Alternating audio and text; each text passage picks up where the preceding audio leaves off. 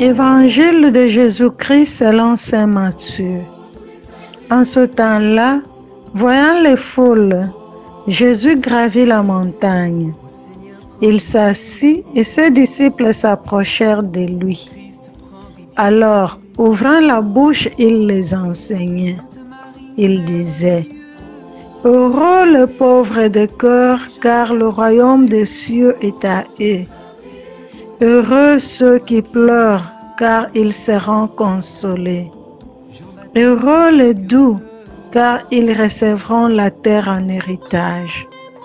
Heureux ceux qui ont faim et soif de la justice, car ils seront rassasiés. Heureux les miséricordieux, car ils obtiendront miséricorde. Heureux les cœurs purs, car ils verront Dieu.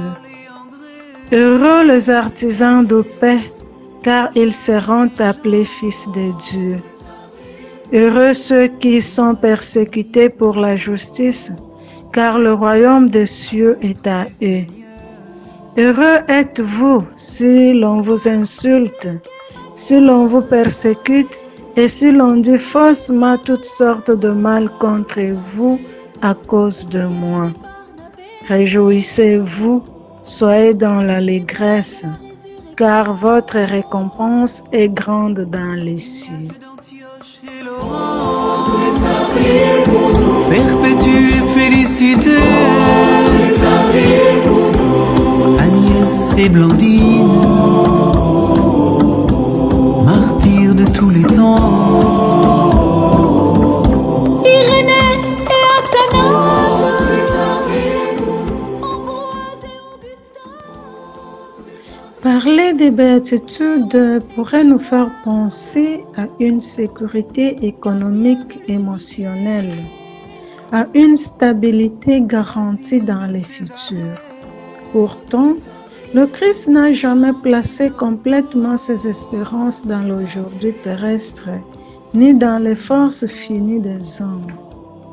Celui qui suit le Christ est appelé à placer toute son espérance en lui et à rechercher les choses d'en haut et non celles d'en bas.